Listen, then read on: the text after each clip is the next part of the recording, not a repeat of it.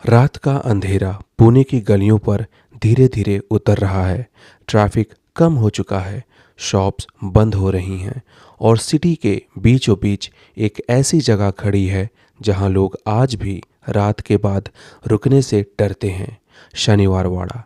कहते हैं जब पूर्णिमा की रात होती है तो फोर्ट की दीवारों के बीच से एक बच्चे की आवाज़ गूंजती है, एक ट्रैजिक आवाज़, एक दर्द भरी आवाज़, और वो शब्द जो पुणे के लोग बचपन से सुनते आए हैं, काका मालावाचवा, अंकल मुझे बचा लो।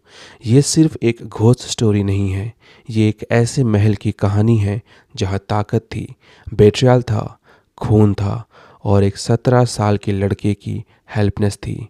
आज हम सिर्फ हॉन्टेड फोर्ट की स्टोरी नहीं सुनेंगे, हम उस हिस्ट्री में जाएंगे जहाँ एक एम्पायर का दिल धड़कता था और फिर वही दिल टूट गया। शनिवार वाड़ा आज जिस शेप में दिखता है वो बस कुछ दीवारें, गेट्स और खुली ज़मीन का स्ट्रक्चर है, लेकिन अपने पीक टाइम पर यह मराठा एम्पायर का एक बहुत ही इम्पॉर्टेंट एडमिनिस्ट्रेटिव और रॉयल सेंटर था। इस फोर्ट का फाउंडेशन 1730 के आसपास रखा गया था। इसका नाम शनिवार वाड़ा इसलिए पड़ा क्योंकि इसकी फाउंडेशन सैटरडे को रखी गई थी और मराठी में सैटरडे को शनिवार कहते हैं। वाड़ा का मतलब होता है रॉयल रेसिडेंस या मैंशन। ये फोर्ट सिर्फ एक घर नहीं था, ये था पेशवा का पावर सेंटर। यहाँ से डिसीजंस लिए जाते थे, आर्मी ऑर्डर्स दिए जाते थे और मराठा पॉलिटिक्स का डायरेक्शन तय होता था। सोचो, आज जो हम गिरे हुए दीवार देखते हैं, उन्हीं वॉल्स के बीच कभी गार्ड्स खड़े होते थे, मिनिस्टर्स बैठते थे और रॉयल लाइफ चलती थी। शनिवार वाड़ा की कहानी बाजीराव से जुड़ी हुई है, मराठा हिस्ट्री का एक लेजेंड। बाजीराव एक ऐसे वॉरियर और स्ट्रैटेजिस्ट थे जिन्होंने मराठा पावर को बहुत आगे बढ़ाया।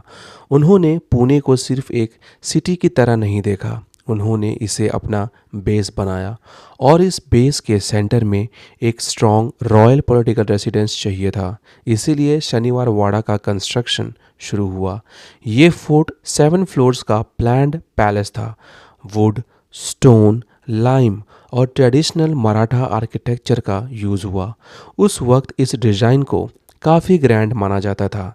ये सिर्फ ब्यूटी के लिए नहीं था, इसका डिज़ाइन डिफेंस के लिए भी सोचा गया था। High walls, gates, internal courtyards और कंट्रोल्ड एंट्री पॉइंट्स, सब कुछ केयरफुली प्लान था। शनिवार वाड़ा का आर्किटेक्चर मराठा स्टाइल का एक स्ट्रॉन्ग एग्जाम्पल था। फोर्ट का स्ट्रक्चर प्रैक्टिकल भी था और रॉयल भी। इसमें कई दरवाजे थे जिनके अपने अलग नेम्स और फंक्शंस थे। हर गेट सिक्योरिटी और मूवमेंट को कंट्रोल करता था। दिल्ली दरवाज़ा, ये एंट्रेंस का एक पावरफुल सिंबल था। इस गेट का डिज़ाइन ऐसा था कि एनिमी अटैक के वक्त डिफेंस इजी हो। मस्तानी दरवाज़ा, इस दरवाजे का कनेक्शन मस्तानी से जोड़ा जाता है। मस्तानी बाजीराव की कंपेनियन थी और उसकी स्टोरी भी शनिवार वाड़ा के इमोशनल हिस्ट्री का पार्ट बन गई। खिड़की दरवाज़ा, ये साइड एक्सेस के लिए यूज़ होता था। ऐसे small access points usually royal security में इम्पॉर्टेंट होते हैं। फोर्ट के अंदर courtyards, open spaces, audience halls, private rooms और मूवमेंट कॉरिडोर्स का सिस्टम था। मतलब ये एक लिविंग रॉयल सिटी जैसा था। लेकिन हर ग्रैंड फोर्ट की तरह इसके अंदर भी पॉलिटिक्स छुपी हुई थी। बाजीराव के बाद पेशवा सिस्टम और स्ट्रॉन्ग होता गया। मराठा एम्पायर में पेशवा का रोल बहुत पावरफुल हो गया था, लेकिन पावर के साथ फैमिली कॉन्फ्लिक्ट भी आता है।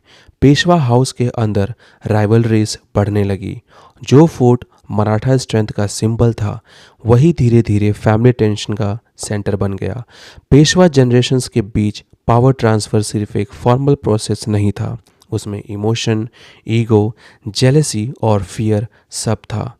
शनिवार वाड़ा की रियल डार्कनेस यहीं से स्टार्ट होती है, क्योंकि यहाँ एक ऐसा ट्रेजेडी बिल्ड हो रहा था जिसका एंड पूरे फोर्ट को हॉन्टेड लेजेंड बना दिया।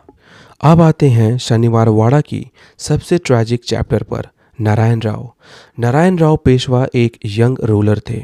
वो सिर्फ 16-17 साल के थे जब उन्हें पेशवा बनाया गया। सोचो, इतनी छोटी उम्र में एम्पायर का प्रेशर, उनके अराउंड पॉलिटिकल इंस्टेबिलिटी थी, फैमिली के अंदर पावर स्ट्रगल था और उनके अंकल रघुनाथ राव भी थ्रोन पर नज़र रखे हुए थे। नारायण राव एक यंग रूलर थे जो अपनी अथॉरिटी स्टैब्लिश करना चाहते थे, लेकिन उनके अराउंड ऐसे लोग भी थे जो उनकी अथॉरिटी को एक्सेप्ट नहीं कर रहे थे। फोर्ट के हॉल्स में सब कुछ नॉर्मल लग सकता था, लेकिन अंदर ही अंदर एक डेंजरस गेम चल रहा था। नारायण राव के अंकल रघुनाथ राव और उनकी वाइफ आनंदीबाई का नेम हिस्ट्री में बहुत कंट्रोवर्शियल रहा है। कहानियों और हिस्टोरिकल अकाउंट्स के मुताबिक रघुनाथ राव को पावर चाहिए थी और आनंदीबाई भी इस पावर गेम में स्ट्रॉन्ग रोल प्ले कर रही थी। कहा जाता है कि उन्होंने नारायण राव के खिलाफ प्लानिंग की, लेकिन एग्जैक्ट डिटेल्स पर हिस्टोरियंस के बीच डिफरेंसेस मिलते हैं। जो लेजेंड सबसे ज़्यादा फेमस है वो ये है कि एक मैसेज चेंज हुआ था, धर या धरा को मार बना दिया गया। मतलब एक मैसेज जो ओरिजिनली अरेस्ट या कैप्चर के लिए था उसको मर्डर ऑर्डर में चेंज कर दिया गया। ये स्टोरी में भी एग्जैक्ट हिस्टोरिकल वर्डिंग में डिबेट का सब्जेक्ट हो, लेकिन एक बात क्लियर है, नारायण राव की मौत एक प्लान्ड बेट्रियल का रिजल्ट था। और यहीं से वो लाइन आती है जिसे आज भी शनिवार वाड़ा के साथ सबसे ज़्यादा याद किया जाता है, काका मालावाचवा। नारायण राव अलिजिटली अपने अंकल रघुनाथ राव को बुला रहे थे।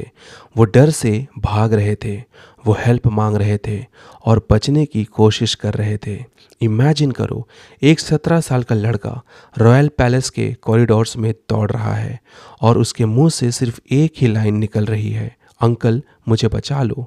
लेकिन उस रात कोई नहीं बचा सका। ये लाइन इतनी पावरफुल इसलिए बन गई क्योंकि ये सिर्फ डेथ क्राई नहीं था, ये एक पावरलेस चाइल्ड की लास्ट डेस्परेट अपील थी। और जब भी लोग ये स्टोरी सुनते हैं उनके माइंड में फोर्ट का इमेज ही अलग हो जाता है।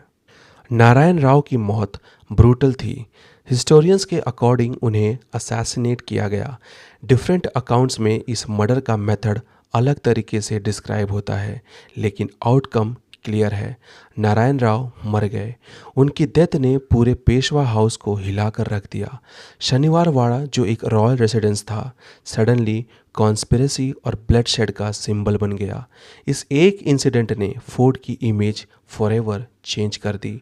जो फोर्ट पावरफुल का सिंबल था वही फोर्ट ट्रेजेडी का सिंबल बन गया और यहीं से हॉन्टेड रेपुटेशन का बेस बना। 1828 में शनिवार वाड़ा में एक मैसिव फायर लगी।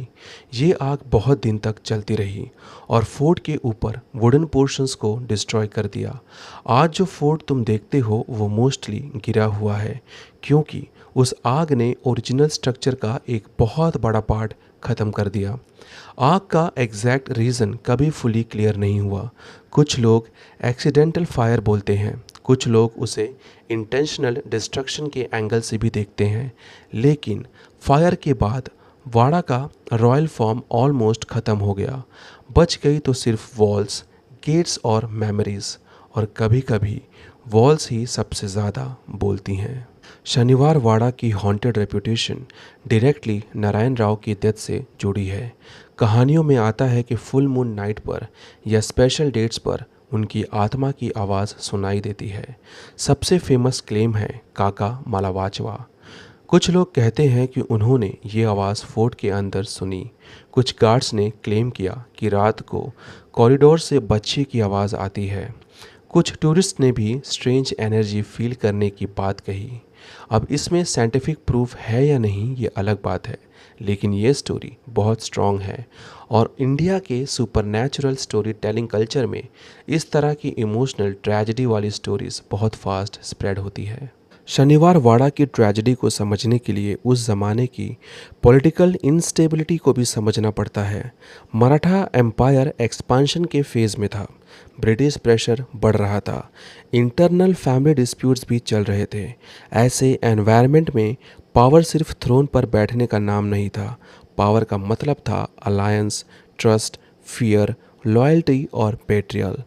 नारायण राव का केस इस पॉलिटिकल केओस का एक एक्सट्रीम एग्जाम्पल है। शनिवार वाड़ा सिर्फ एक फोर्ट नहीं है, ये एक रिमाइंडर है कि ताकत के अंदर बेट्रियल कितना खतरनाक हो सकता है और एक बच्चे की चीख हिस्ट्री को कैसे फॉरएवर हॉन्ट कर सकती है। और शायद इसीलिए जब भी शनिवार वाड़ा का नाम आता है, लोग पहले फोर्ट नहीं याद करते, वो पहले उस आवाज़ को याद करते हैं, काका मालावाचवा।